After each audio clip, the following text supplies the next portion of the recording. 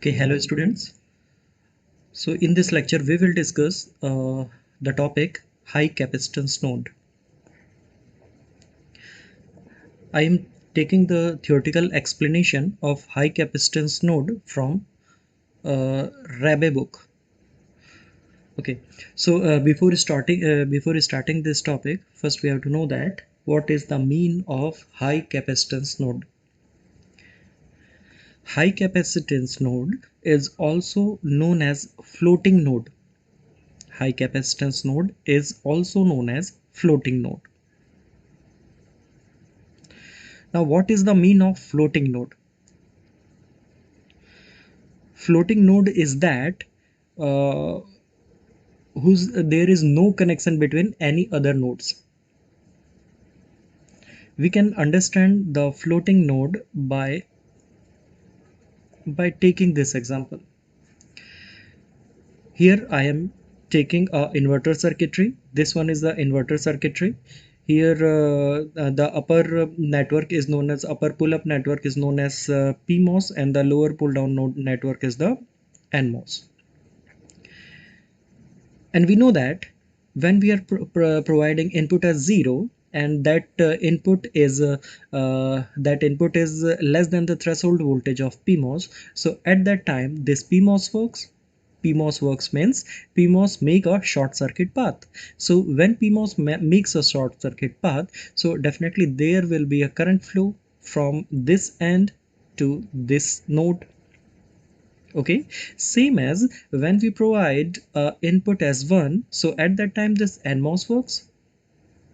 Okay, so when NMOS works, so definitely this output capacitance, the output capacitance will be discharging from this path.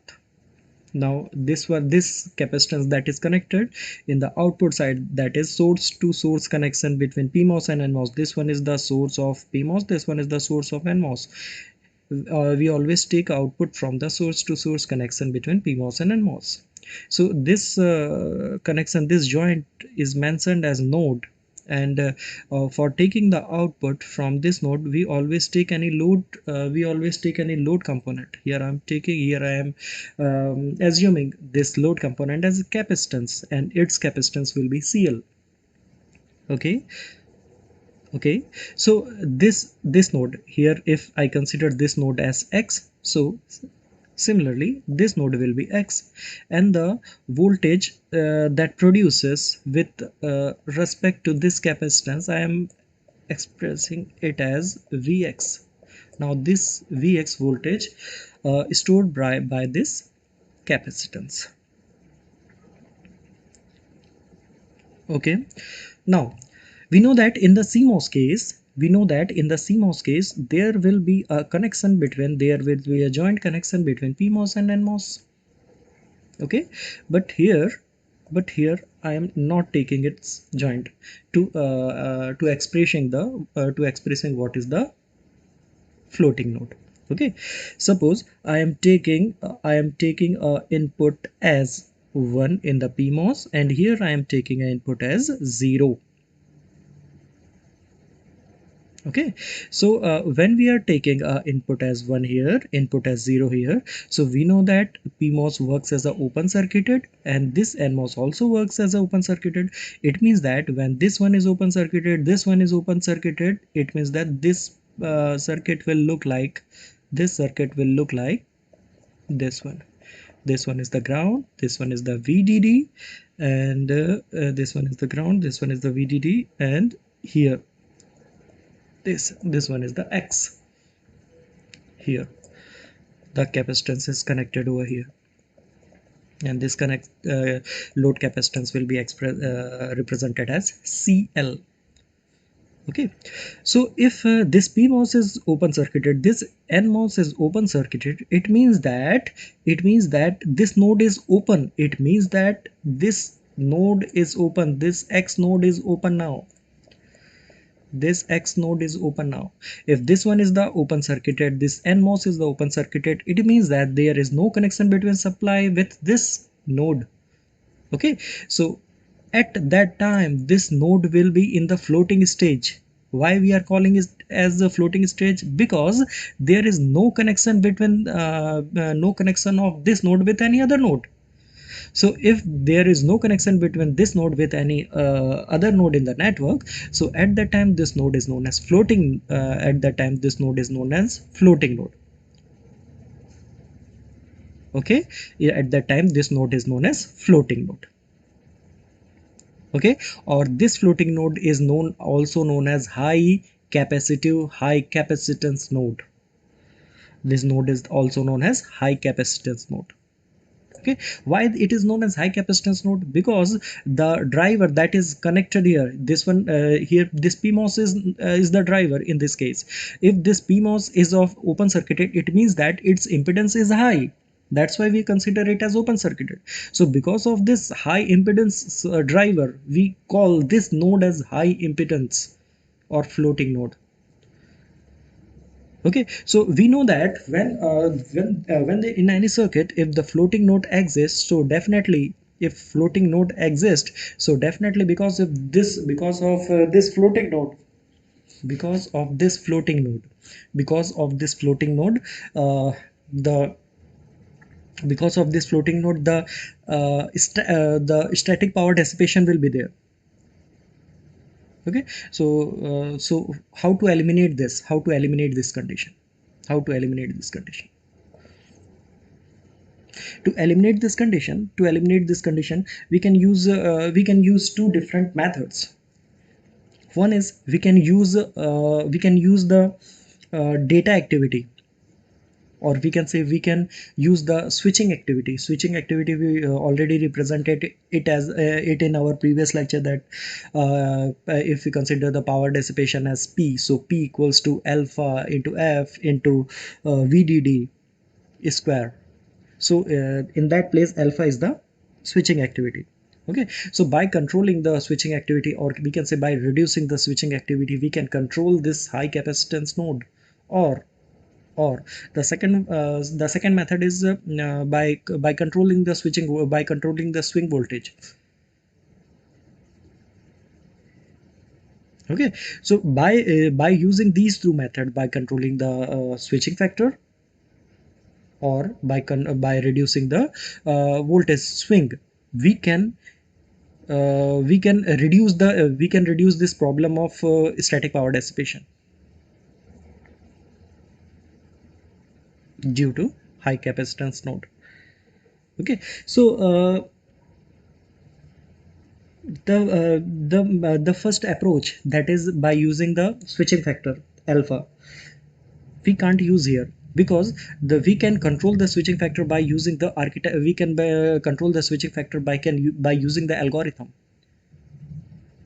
Okay, so if we want to reduce if we want to control this switching high capacitance node, so we can use the second method, that is voltage swing reduction.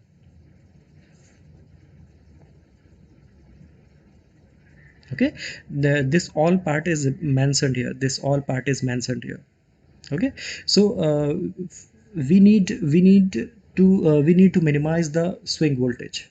Okay, so to minimize the swing voltage, we can use two different methods. One is we can use the drivers for large loads, and the second one is the low voltage swing network forms. It means that we can control this swing voltage by using this driver for large load, or by using some by using the external by using the connection of some external network, we can minimize the swing voltage.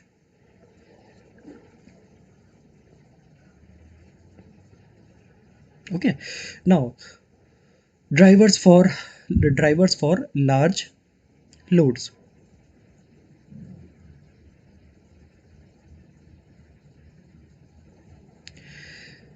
So here I am taking an example. Here I am taking an example of clock network. This one is the example of clock network.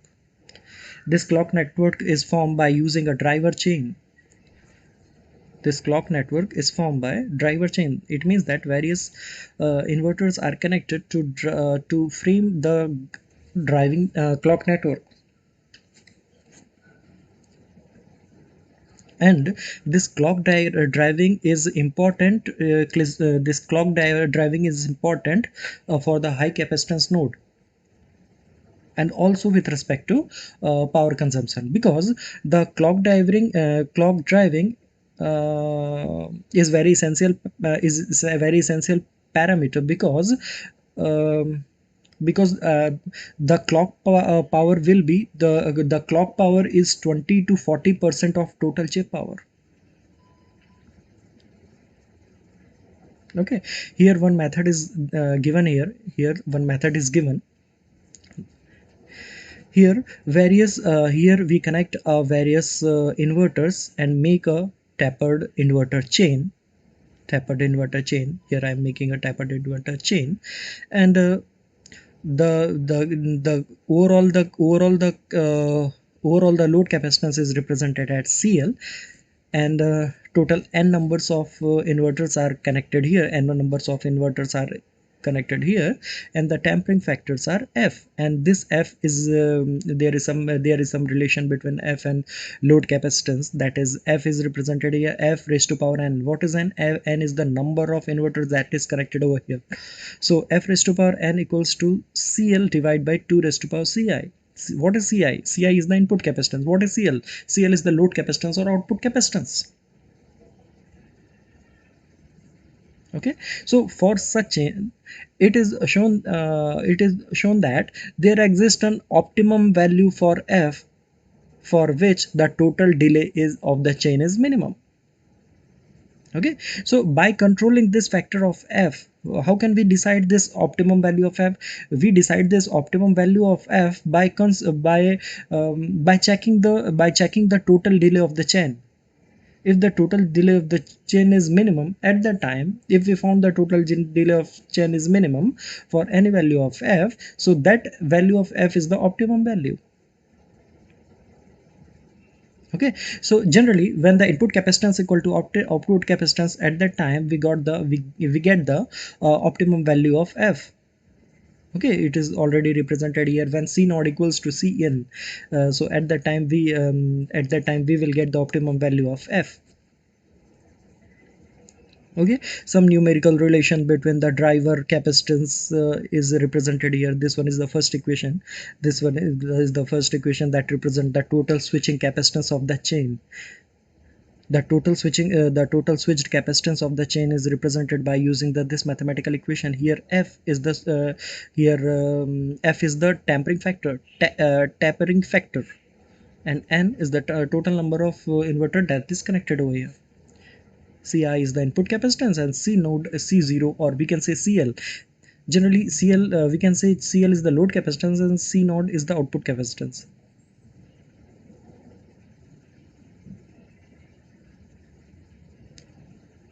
Okay, generally we consider C node equals to CL.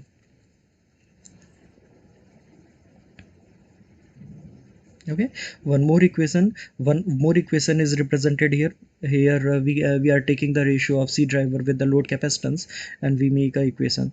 So by using the two equation we can decide that how many drivers are connected here to control the value of load capacitance. Okay, so by using this we can minimize the swing voltage. By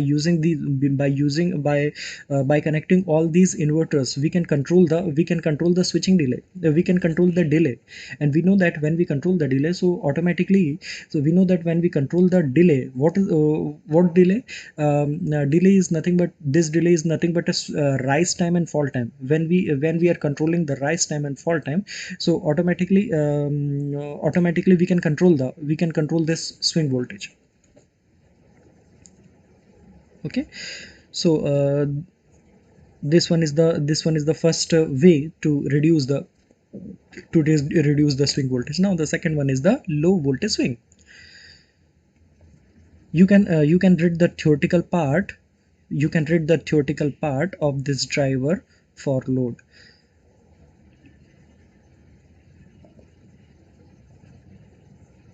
You can take a screenshot of this. You can take a screenshot and make your separate notes.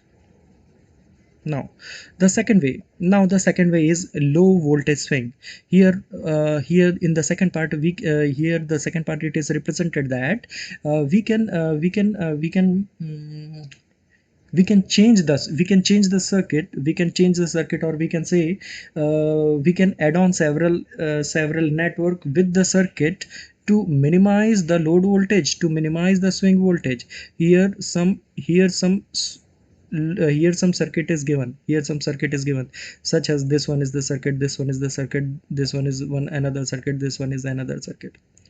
Here all the modification here, in each network some modification will be there.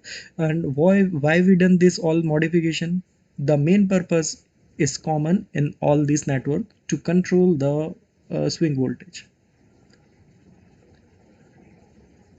Okay, swing voltage, you can assume swing voltage as you can assume swing voltage means charging and discharging voltage, or you can say peak to peak voltage. Okay, so we know that in CMOS, this potential will be zero, but in the if we done some modification in the circuitry and consider the this ground voltage as some special some another voltage as VSL. So this one is one modification through which we can reduce the swing voltage. Here you can say, here the circuit is made by using the NMOS circuitry only.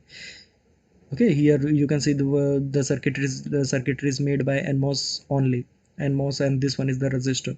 Here you can see some extra bypass, some extra bias, and some extra bias circuitry is mentioned here.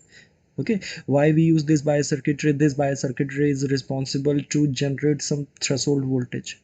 Okay, so when we generate a threshold voltage of when we generate a separate threshold voltage of PMOS, separate threshold voltage of NMOS, so overall swing voltage will reduce from VDD minus 2 VT. 1 VT is for PMOS, and 1 VT is for NMOS. Okay, so by using this network, we can reduce the we can minimize the swing voltage. Same as one other clock gating circuitry. So these are some example of clock gating circuit. These are some example of clocking network, or we can say the circuitry that is used to minimize the swing voltage. So by using this all we can control the static power dissipation, we can control the high capacitance node. Okay, or we can say we can control the floating node. Okay, so this all part is represented here. I am maximizing the screen. And you all can take a screenshot for your theoretical purpose.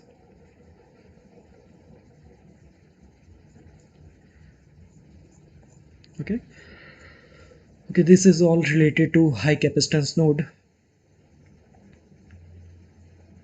So in next lecture we will discuss some another topic. Probably we will discuss the low power digital cell library. Okay, thank you so much.